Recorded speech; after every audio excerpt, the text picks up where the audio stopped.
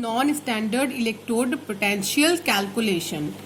Okay, और इसके लिए हम यूज किसका करते हैं, नर्स्ट इक्वेशन का। इससे पहले हम लोगों ने स्टैंडर्ड कंडीशन में इलेक्ट्रोड पोटेंशियल किसी भी हाफ सेल का कैसे फाइंड करते हैं ये स्टडी किया था। लेकिन अगर सिचुएशन हमारी नॉन स्टैंडर्ड हो जाए तो हम कैसे फाइंड करेंगे, वो अब हम स्टडी करने जा रहे हैं। वहां पर हम हेल्प किसकी लेते हैं, नर्स्ट इक्वेशन की। सपोज स्टैंडर्ड कंडीशन क्या बताई थी, 298 kelvin, concentration 1 m, pressure 1 atm। अगर कोई भी सेल इन तीनों सिचुएशन को फॉलो नहीं करता या इन तीनों में से किसी एक सिचुएशन को भी फॉलो नहीं करता, ठीक है, तो वो क्या हो जाता है, नॉन स्टैंडर्ड हो जाता है। सपोज की टेम्परेचर इतना नहीं है तो भी वो क्या हो गया, नॉन स्टैंडर्ड हो गया। सपोज कॉन्सेंट्रेशन 1 m नहीं है तो वो भी क्या हो गया, नॉन स्टैंडर्ड हो गया। सपोज प्रेशर 1 atm नहीं है तो भी क्या हो गया, नॉन स्टैंडर्ड हो गया। या तीनों की तीनों कंडीशन ही नहीं फॉलो कर रहा तो वो नॉन स्टैंडर्ड है ही, ठीक है। तो वहां पर हम हेल्प किसकी लेते हैं, नर्स्ट इक्वेशन की हेल्प लेते हैं। तो we know that work done by the cell is W equal to Q into V। ये हमने प्रीवियस क्लासेस में स्टडी किया है, क्लास 11th में, ठीक है।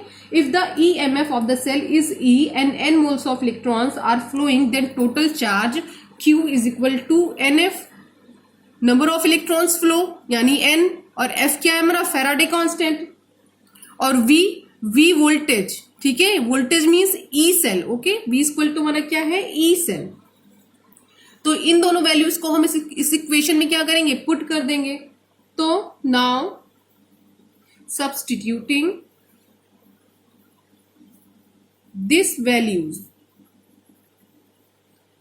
तो वी गेट, तब हमें क्या मिलेगा, W is equal to NFE cell, okay. तो we know that decreasing in delta G of electrochemical cell will be equal to maximum work done. ये क्लास 11th में हमने स्टडी किया है कि जितना डेल्टा G में कमी आती है वही हमारा मैक्सिमम वर्क डन होता है। इसका मतलब क्या होता है, W max is equal to क्या होता है, माइनस डेल्टा G, ओके। और तो यहाँ पे W की जगह पे हम ये पुट कर सकते हैं, तो चलिए पुट करते हैं, delta G is equal to minus NFE cell, okay. ये हमारी डेल्टा G की वैल्यू मिल गई। ये तो नॉन स्टैंडर्ड कंडीशन में, लेकिन अगर इसी इक्वेशन को हम स्टैंडर्ड कंडीशन में लिखें, इन स्टैंडर्ड कंडीशन, तो हमें वैल्यू क्या मिलेगी, delta G naught is equal to minus NFE naught cell. ये हमारी स्टैंडर्ड कंडीशन में होगी। और आपको पता है कि आपने क्लास 11th में थर्मोडायनेमिक में स्टडी किया था, कि ना, इन थर्मोडायनेमिक लिख दे रही हूं, इन thermodynamic we already study delta G is equal to delta G naught plus RT ln Q। ये आपने क्लास 11th में स्टडी किया है। अब इस रिएक्शन में इक्वेशन नंबर 1 है, इसमें हम डेल्टा G और डेल्टा G नॉट की वैल्यू क्या कर दें, पुट कर दें। तो क्या हो जाएगा हमारे पास, put the value of delta G and delta G naught, तो हमें क्या मिल जाएगा, minus NFE cell is equal to minus NFE naught cell plus RTln Q। हमें ये इक्वेशन मिल गई, ठीक है। अब हमें कुछ नहीं करना है, इस इक्वेशन को हमको माइनस NF से डिवाइड कर देना है, ठीक है। Now dividing this equation by minus NF, देखिए क्या होगा, minus NFE cell divided by minus NF is equal to minus NFE naught cell divided by minus NF, और यहां पर क्या होगा, प्लस लगा हुआ है, RTln Q divided by minus NF। ये प्लस माइनस क्या हो जाएगा, माइनस हो जाएगा।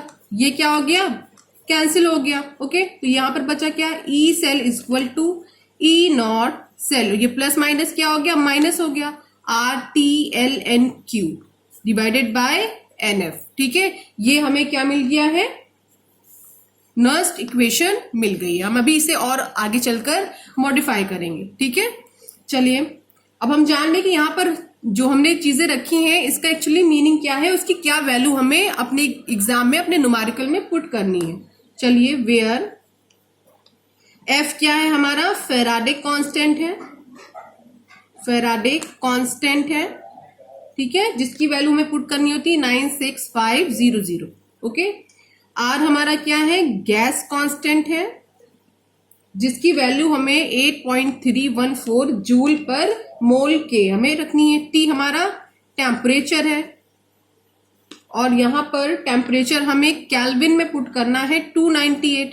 ठीक है, इसके बाद हमारा एल एन एक्चुअली क्या होता है, L N equal to log base E. Okay, अब ये जो लॉग बेस ई है, देखिए log base E equal to 2.303 log base 10। Okay, और एन हमारा क्या है, नंबर ऑफ इलेक्ट्रॉन इन्वॉल्व, कितने इलेक्ट्रॉन इन्वॉल्व करेंगे उस रिएक्शन से, वो हमें यहाँ पे पुट करना होगा। इसके बाद क्यू हमारा क्या है, रिएक्शन कोफिशिएंट है, और ये इसका मतलब क्या है, कॉन्सेंट्रेशन ऑफ आयन, किसका, प्रोडक्ट का, पहले किसका रखेंगे, प्रोडक्ट का, और divided by concentration of ion, उसके बाद किसका रखेंगे हम, रिएक्टेंट का। ठीक है, तो ये सारी चीजें इस पूरे सेल में हमें पता है। ठीक है, अब चलिए, after substituting this values we get, ये जितनी भी वैल्यूज है हम यहां पे पहले सब्सटीट्यूट करें। After substituting this values we get, तो फिर हमें क्या मिलेगा, E cell is equal to E naught cell minus 0.059 N, क्योंकि हमें एक पर्टिकुलर रिएक्शन के बारे में बात नहीं कर रहे हैं, हम एक जनरलाइज फॉर्म में ले रहे हैं। तो यहाँ पर हम नंबर ऑफ इलेक्ट्रॉन कितने पार्टिसिपेट कर रहे हैं ये हमें पता नहीं है, इसलिए हम यहाँ पर क्या इसको छोड़ दे रहे हैं, एन के फॉर्म में छोड़ दे रहे हैं, लॉग बेस 10 क्यू। ठीक है, और हम इसको कैसे लिख सकते हैं, E cell is equal to E naught cell minus 0.059 N log base 10। यहां पर क्या हो सकता है, प्रोडक्ट डिवाइडेड बाय रिएक्टेंट, और दोनों किस फॉर्म में होंगे, आयोनिक फॉर्म में होंगे। ओके स्टूडेंट, अगर हमें नर्स्ट इक्वेशन लिखने के लिए आ जाए डेनियल सेल के लिए, तो हम उसे कैसे लिखेंगे, तो डेनियल सेल के लिए नर्स्ट इक्वेशन हमें यहाँ पे लिखनी है। तो नर्स्ट इक्वेशन के लिए जो हमारी रिएक्शन होती है वो क्या होती है, Zn plus Cu di positive, Zn di positive plus Cu। Okay, तो नर्स्ट इक्वेशन इन दो फॉर्मेट में हम लिख सकते हैं, चाहे वो इस फॉर्मेट पे लिखे चाहे इस फॉर्मेट पे। तो डेनियल सेल के लिए हम नर्स्ट इक्वेशन में क्या लिखेंगे, तो सबसे पहले आप जान लीजिए कि डेनियल सेल में टोटल कितने इलेक्ट्रॉन्स पार्टिसिपेट ले रहे हैं, 2 करना है। ठीक है, तो यहाँ पर एन की वैल्यू हम कितना पुट करेंगे, 2 पुट करेंगे। चलिए ऊपर वाले में भी पुट करते हैं और इधर भी करते हैं और हम फाइंड करते हैं। तो क्या होगा, E cell is equal to E naught cell minus R T L N, 2 N की जगह पे क्या पुट कर देते हैं, पहले के लिए लिख रहे हैं। ठीक है, 2f Zn di positive, product को ऊपर लिखना है, देखिए यहाँ पे क्या लिखा हुआ है, प्रोडक्ट, उसके बाद क्या है हमारा, कॉन्सेंट्रेशन ऑफ रिएक्टेंट। ठीक है, तो रिएक्टेंट हमारा क्या है, ये था, तो कॉन्सेंट्रेशन हमने इसका लिख दिया। तो ये हमारी जो लिख गई है वो किसके लिए लिख गई है, नेक्स्ट इक्वेशन डेनियल सेल के।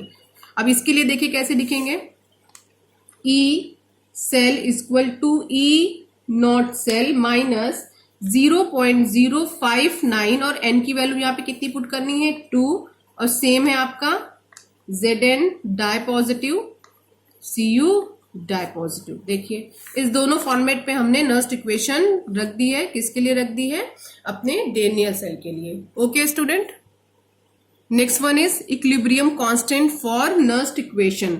ये भी हम किस पर अप्लाई करने वाले हैं, डेनियल सेल पर। Okay, the concentration of Zn di positive keeps on increasing while the concentration of Cu di positive keeps on decreasing. और एक समय ऐसा आएगा कि दोनों का ही जो कॉन्सेंट्रेशन होगा क्या हो जाएगा, एकदम सेम हो जाएगा। तो वोल्ट मीटर पे हमारी रीडिंग कितनी आ जाएगी, 0 आ जाएगी। तो we shall note that here is no change in the concentration of Cu di positive and Zn di positive and at the same time voltmeter gives 0 reading. तो voltmeter पे अगर 0 reading आ गई तो it means reading वो किसकी आई है, E cell हमारा क्या आ गया है, 0 आ गया। अब जो ई सेल है ये वैल्यू हम यहाँ पर पुट कर देते हैं ऊपर वाले में, तो होगा क्या, 0 is equal to E naught cell minus 2.303 RT 2f log Zn di positive is divided by Cu di positive. Okay, तो E naught cell is equal to 2.303 RT 2F log Zn di positive is divided by Cu di positive. But मैंने आपको क्या बताया कि concentration Zn di positive Cu di positive का क्या हो गया है, एकदम कांस्टेंट हो गया है। तो ये जो हमारा क्या हो गया, इक्विलिब्रियम कांस्टेंट हो गया। तो इक्विलिब्रियम कांस्टेंट हम ले लें Zn डाई पॉजिटिव को, यानी Zn di positive divided by Cu di positive equal to Kc। और यहां पर हम वैल्यू क्या पुट कर दें, Kc पुट कर दें।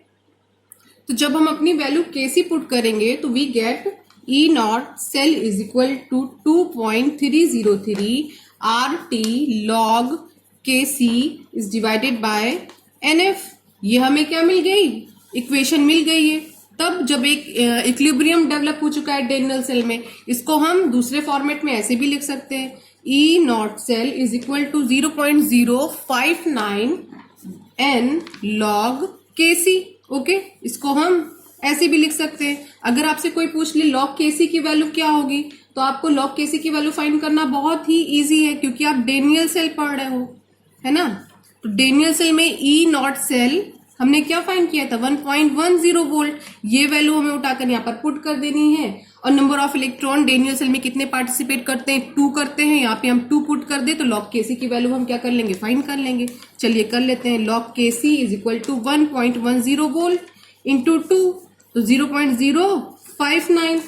तो Kc is equal to 2 into 10 to the power 37, क्योंकि जब आप इसको सॉल्व करोगे तो कितना आएगा, 37.2 आएगा। वो log Kc की वैल्यू है। और Kc की वैल्यू कितनी होगी, 2 into 10 to the power 37। log हमने हटाया, एंटी लॉग लिया हुआ है। ओके, और ये किस टेम्परेचर पर है, एट 298 केल्विन। ओके ओके, एक बार फिर से हम देख लेते हैं नर्स्ट इक्वेशन। ठीक है, जब ये सिचुएशन फॉलो नहीं करेगी तो हमें किसी भी हाफ सेल का जब इलेक्ट्रोड पोटेंशियल निकालना होगा तो हम नेक्स्ट इक्वेशन की हेल्प लेंगे। तो work done by the cell W equal to QV if the EMF of the cell is E and N moles of electrons are flowing, then total charge equal to NF।